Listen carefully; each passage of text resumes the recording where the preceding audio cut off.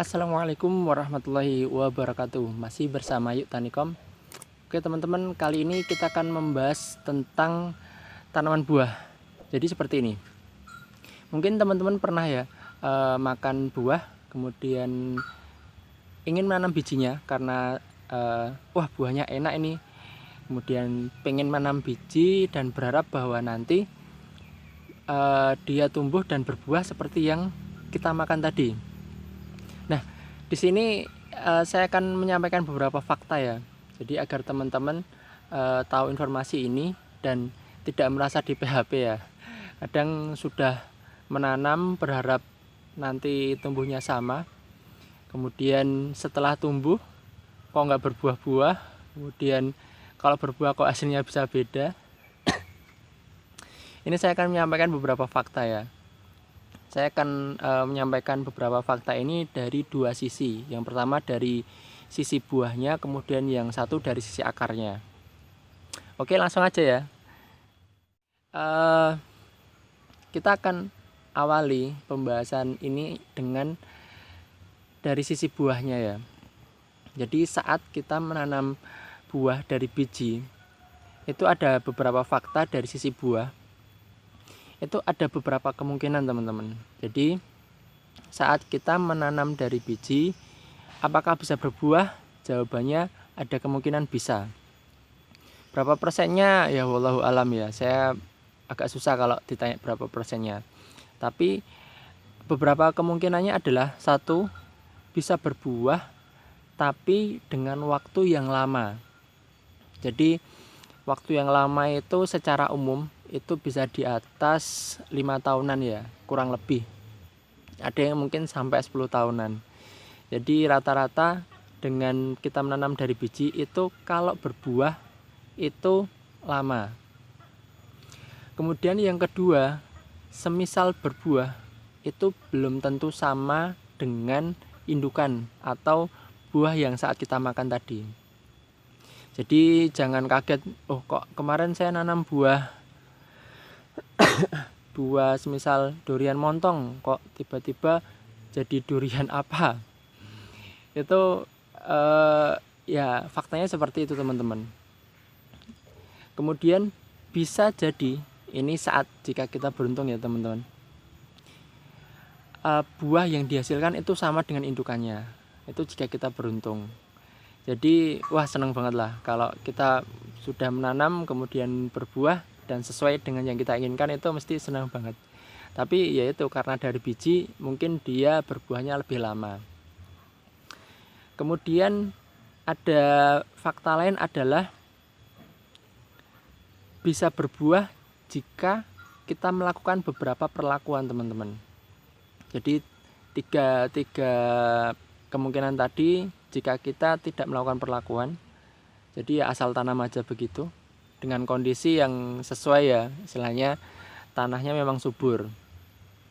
Tapi di sini anggap aja tanah kurang subur atau mungkin kita pengen mempercepat untuk pembuahan. Nah, itu kita perlu melakukan beberapa perlakuan teman-teman. Bisa dari pemupukan, bisa dari disetres, tanamannya disetres. Kemudian bisa dilakukan sambung dan lain sebagainya. Jadi bisa berbuah dengan perlakuan ya. Kemudian fakta yang kelima itu adalah tidak berbuah.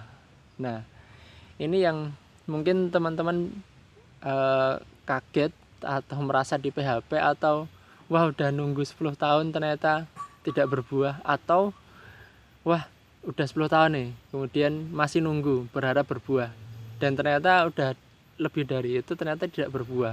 Kadang kalau sudah kita mungkin punya keluarga bapak atau ibu itu wah sudah lama ya ditanamnya, jangan ditebang dan sebagainya.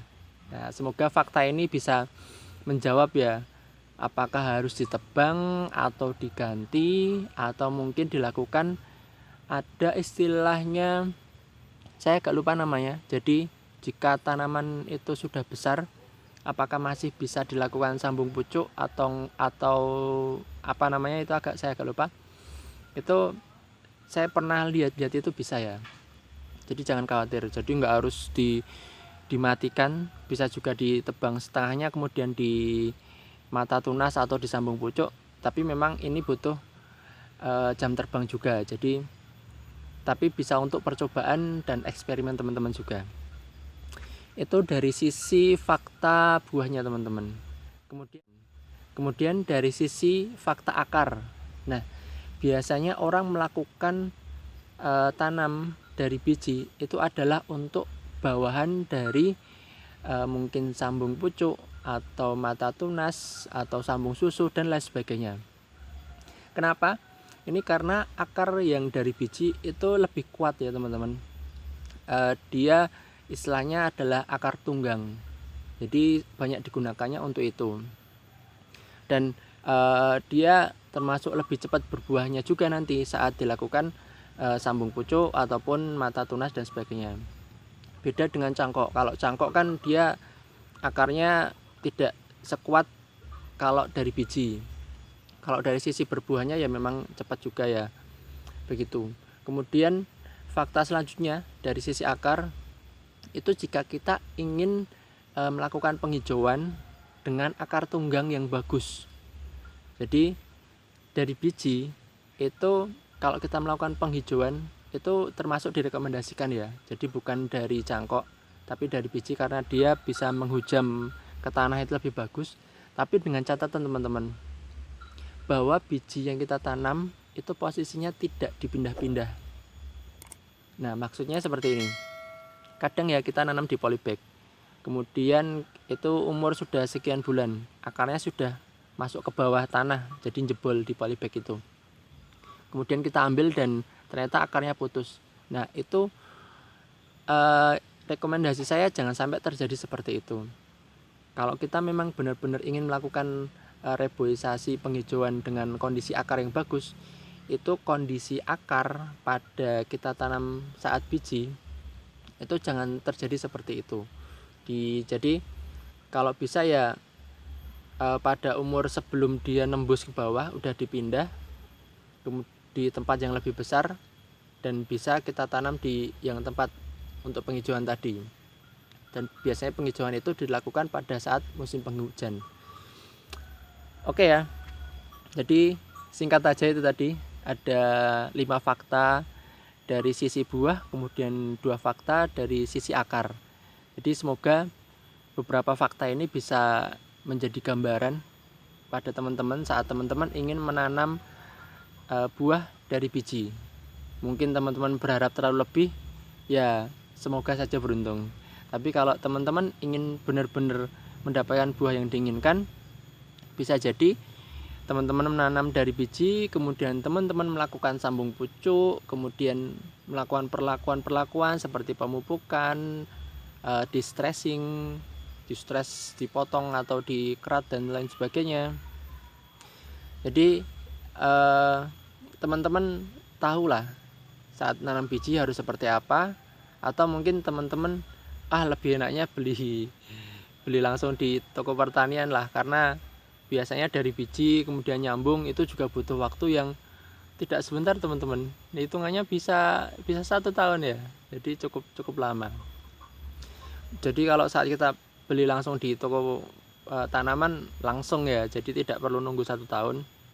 Bisa langsung, kemudian bisa langsung kita tanam di pot ataupun di tanah. Oh ya, satu lagi ya. Kalau kita nanam di biji, kita nanam dari biji itu kalau pengen ditanam di pot itu mungkin kurang pas, karena dia yaitu tadi ya, mungkin kalau berbuah lama kemudian bisa jadi tidak berbuah dan lain sebagainya. Jadi kalau dari biji itu cocoknya adalah langsung menanam di tanah. Oke, itu tadi beberapa informasi mengenai saat kita tanam biji buah apakah akan seperti yang kita makan. Nah, semoga fakta-fakta ini memberikan informasi dan teman-teman tidak merasa di PHP. Oke, semoga video ini bermanfaat. Terima kasih.